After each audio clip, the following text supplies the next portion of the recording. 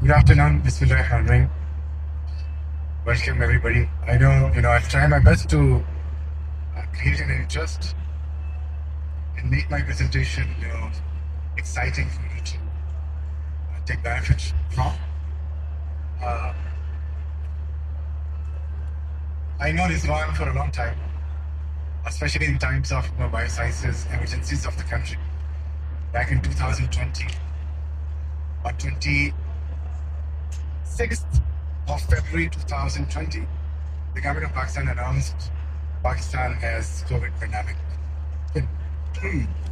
And that was a time when, people were thinking what to do and how to do it, how to make Pakistan more safer. It was a time that industry of biosciences, bioengineering, and people from many disciplines, politicians, technocrats, and bureaucrats, they come together to see how Pakistan is safe. I come from a background of cardiology. I've been practicing cardiology for almost 8 years. And I left that for the reason that, my whole intention was not as much giving as I wanted to. So I spoke with my mom saying that, I want to do something bigger. And I changed my discipline from clinical sciences to public health. I went to US, I did my master's in public health from University of Washington. And I came back and worked with the Ministry of Health back in 2007.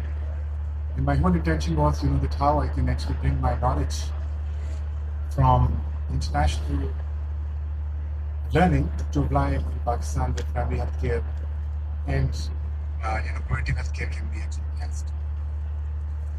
So, given the topic, I'm sure you are more cognizant of the fact that these are the times where nuclear sciences are becoming less important than biosciences. Bioterrorism is becoming more important. Virology, mycology, bacteriology, parasitology are becoming more important in terms of how we can save humanity and how we can inject the science and art of biosciences and bioengineering into developments for saving. I come from Rush University. I've been working as a US government contractor for almost 20 years of my life.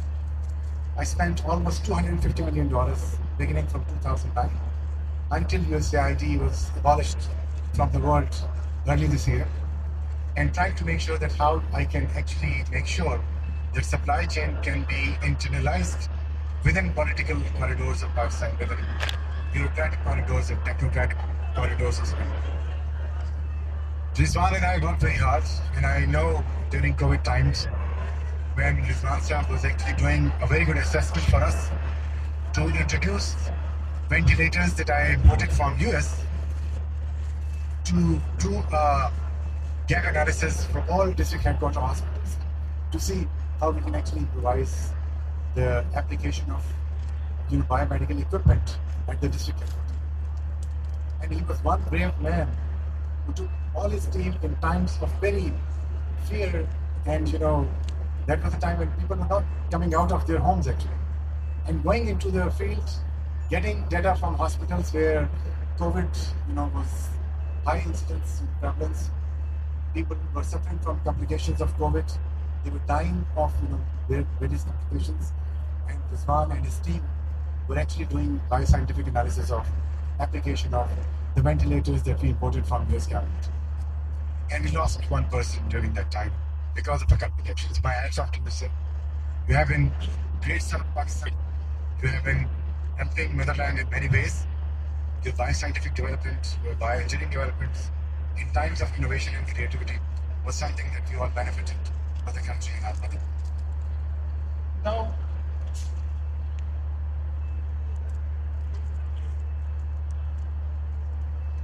coming back to I will talk more about political epidemiology of Pakistan and looking at the size of the country and primary, secondary, and tertiary healthcare.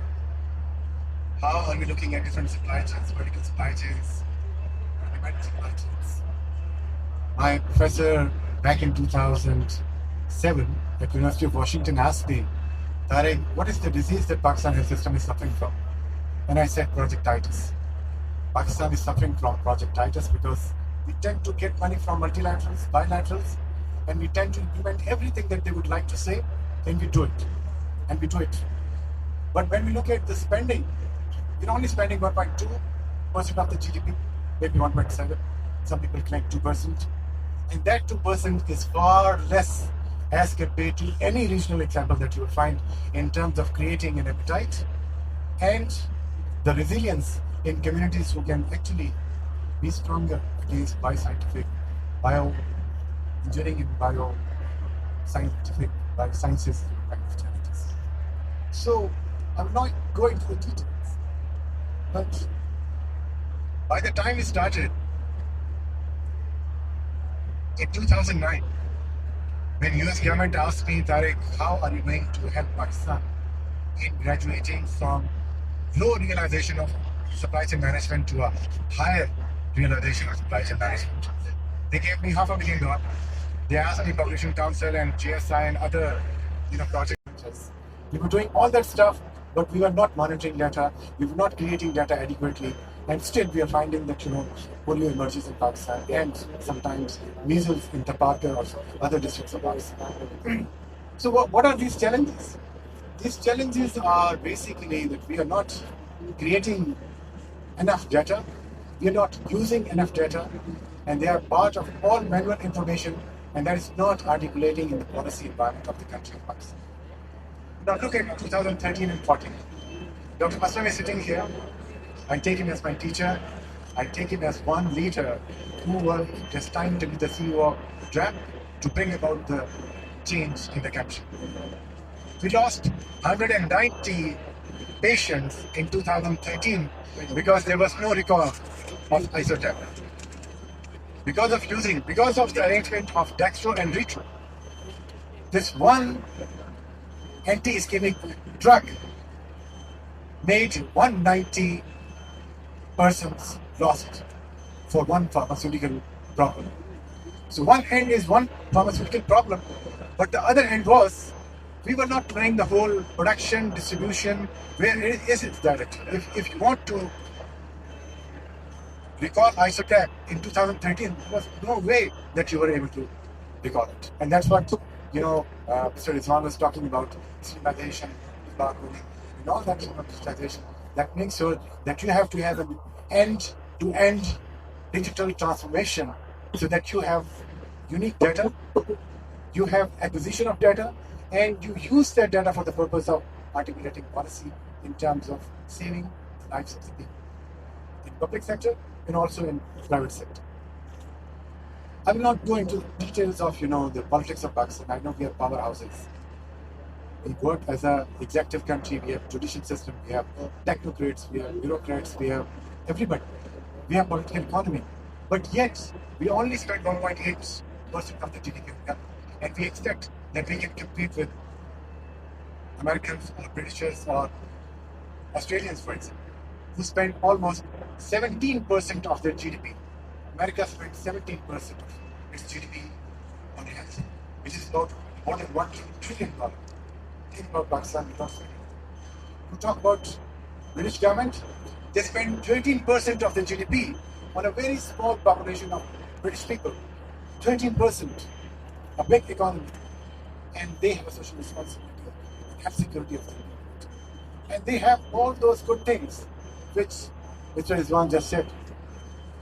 The band, the serialization band, and an operation theater waiting patient where you can actually just scan and see what is required to do what actually. You don't need to see the patient.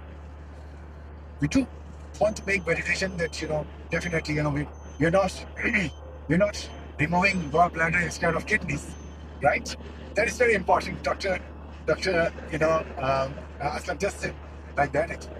Validation is very much required, but things can be made easy if you depute data in unique identification for serialization. That could be 2D barcode or serialization or anything. And I'll come to that. But this is what Pakistan has been facing. We lost more than 5,000 people because we were not able to recall those products which were making people die in the country. And that is digitization. That is the transformation. That is what we need to look into, injecting and transforming Pakistan into using the art of digital sciences. One more example. As I said, that I've been working in digitizing Pakistan in those times when there was no WHO digital policy or digital health actually, right? This is back in 2009 and 8 actually. I'm not going to name these countries actually. There were things which were smuggled from Pakistan, and they were in those countries. And we found the barcode information in those borders through FBI and FIA in Pakistan. I was responsible for importing $100 million commodities to help government of Pakistan, and some of the commodities in the tone of about $500,000 were moving around in these countries. I was just given a barcode by my supervisors in Washington and asked me one question: Tariq, can you verify that this barcode comes from Pakistan or not? And I'll not go into the details of what we did. There were 9 people arrested from Pakistan in combination of FBI and FIA of Pakistan, who actually were trying to work with all those commodities from different warehouses of Pakistan and smuggling those in those countries. But Pakistan saved its value by reason of putting that barcode and understanding how we can actually prevent. So digital information becomes very important in terms of not only preventing counterfeit production. We have more than 750 pharmaceutical companies working in Pakistan. Yet, we are only $500 million business. We have a big plan in terms of exporting a lot actually, but we are not prepared. And I'll talk what we need to be prepared for. Now the benefits you can see. According to Interpol, 1 million people die of counterfeit medicines, right? They use wrong medicines and they die because of one or the other side effect. And that is the fact coming from the global data. Let me just, GS1, Dr. Aslam knows it very well, Rizwan knows it very well. We invited Ulrika. Ulrika is one passionate person in the world who is the vice president of GS1 as a company, who came to Pakistan in 2013-14. And Dr. Aslam asked me, Tariq, can you design a 5-year strategy for the country in terms of deployment for graduating Pakistan from incremental GS1 serialization in different sectors? So it's just not health. You can apply it in any sector. It's all the industries which needs to be having a unique ID that you can actually connect in terms of its identification, so that you can do wonders with that piece of powerful information.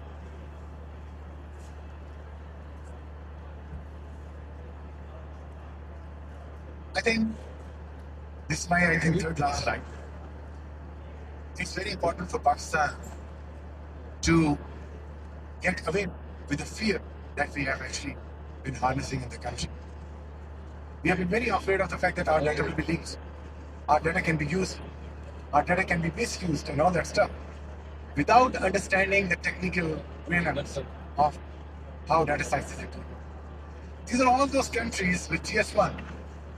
And you look at, for example, Dr. Zafar Mirza was actually giving example of India. India started producing vaccine production, Serum Institute of India, or Bangladesh, Hindustan latex, or India, Hindustan latex, much before. They are part of all this GS1 framework.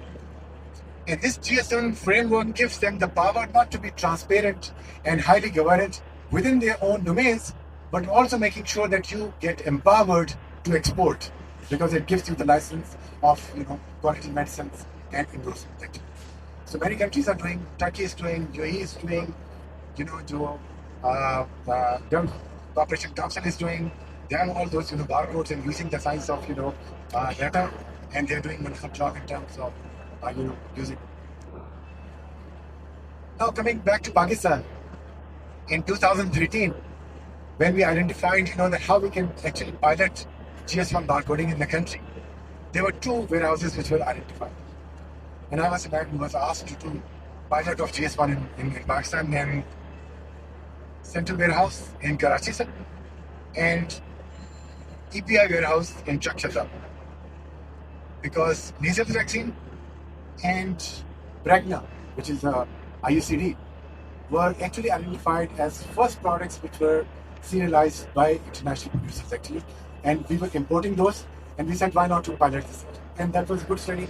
Those people who were interested, I'll be very happy to give you a full report of that. But this was done in 2013 and 14, lingered on to 2016 under the leadership of Dr.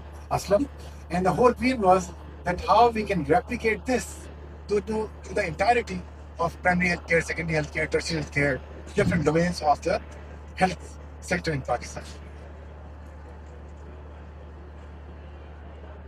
Then the concept of reverse logistics. I don't know how many are familiar with reverse logistics. In addition to recall, reverse logistics is, for example, in 2016, the Gavi board decided that we are going to recall all TOPV from the whole world. TOPV is trivalent oral polio vaccine drops, right? And this was the main, preventive methodology of immunizing all children in Africa, Nigeria, Afghanistan, Pakistan, all those countries where polio was rampant, right? And I still remember Begum Chanaz Wazir Ali. She asked me that Pakistan is suffering from this, and we have to convert this.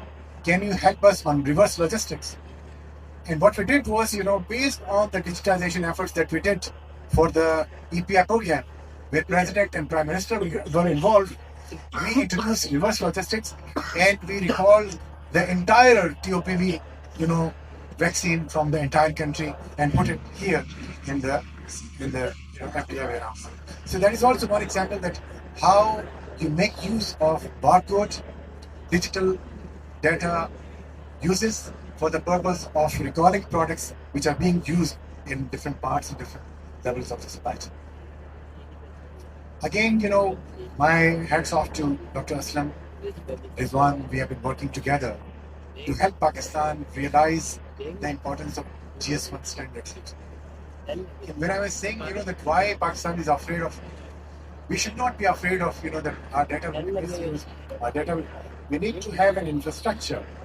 We need to have data hosting, data security, and data change management within our control sector.